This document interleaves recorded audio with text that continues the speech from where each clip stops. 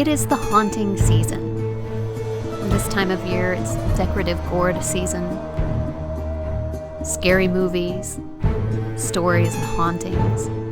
So on this cold, gray October morning, I set out to explore the Oakland Cemetery and Gardens. I stopped by the gift shop and visitors center first and purchased a map so I could figure out where I was within the expanse of this incredible cemetery. It's filled with old magnolia trees, as you can see behind me there.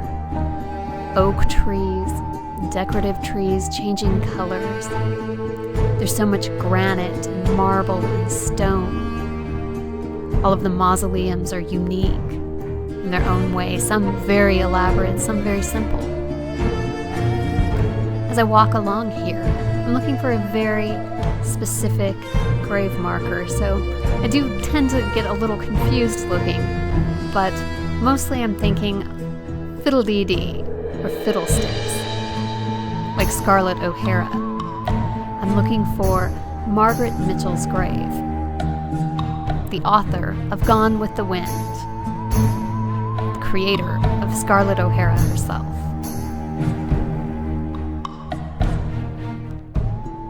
The cemetery is just full of stone angels and carvings. So many paths, hills. All of the paths are paved. Everything is so well kept and beautiful.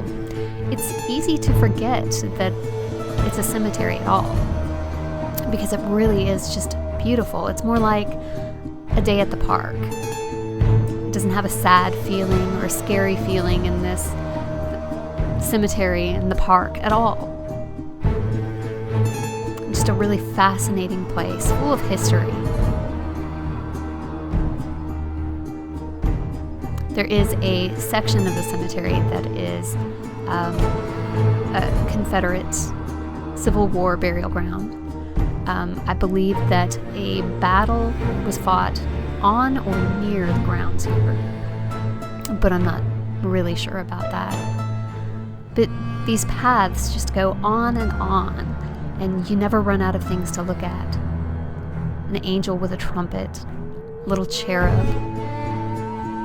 This sculpture is Niobe, and she personifies grief. She's from Greek mythology, and she bragged about her own children. And to punish her for her pride, her children were slaughtered by the gods. She grieved for them. It's a very sad story, but a really powerful depiction of grief. That white rooftop over there being the visitor's center. You can see the yellowing of the trees. And there's so many mausoleums. And like I said, each one just unique architecturally. The roofs are made of stone. There are stone spires. Very elaborate. There's even a little gazebo behind that one. Stone sculptures.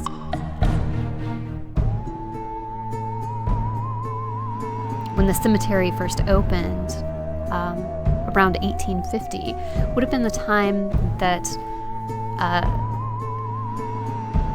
there were a lot of stories in fiction and apparently in the newspapers about premature burial. People were very afraid of being buried alive. And I don't know if this cemetery actually has any of that history in it, but it's just funny to think about that in the mid-1800s, a doctor wasn't really sure if someone was dead or not. So there was a great fear of being buried alive. And a lot of funny expressions come from that time period of fear and probably little more than urban legend, like the expression of a dead ringer. A practice came about of tying a string connected to a bell to the deceased so that if they were alive, they could ring the bell, thus a dead ringer. Or the graveyard shift, where people would stay overnight in the cemetery, working the graveyard shift to ensure that no bells were rung or graves were robbed.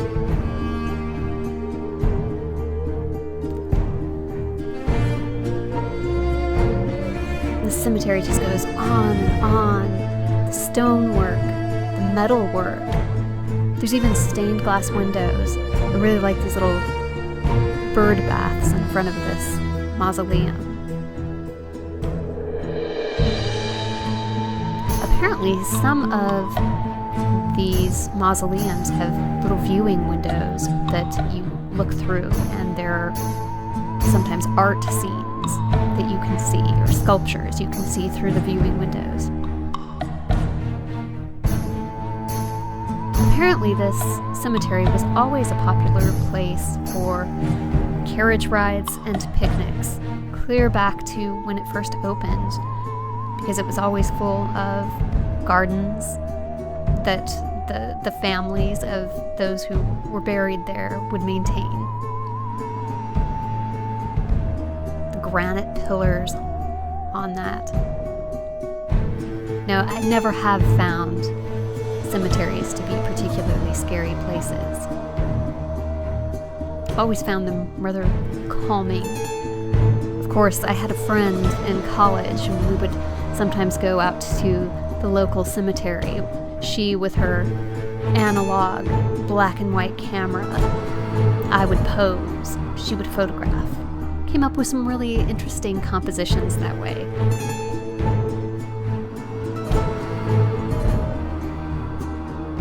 And here in another section of the park, the yellowing of the leaves on the trees, walking through the paths.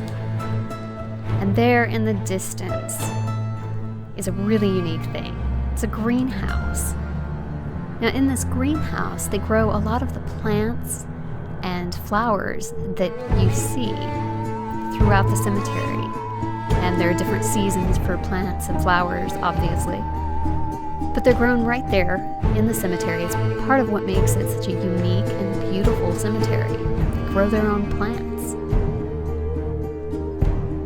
So coming up, I'll be sharing some photographs of the succulents. And this is the entryway to the greenhouse. It's a wrought iron fence.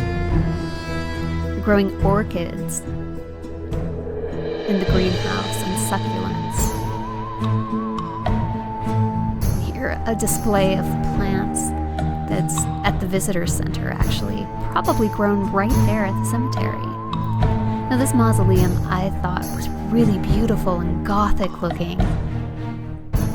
It's got the cactus in front and the grotesques up at the top. All of these were meant in, that superstitious way to keep evil spirits at bay, away from the inhabitants of the mausoleum. Just really interesting, beautiful. Look at that, it's like its own little chapel.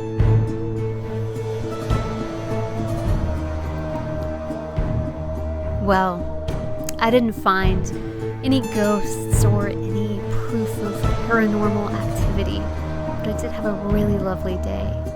Thanks so much for watching.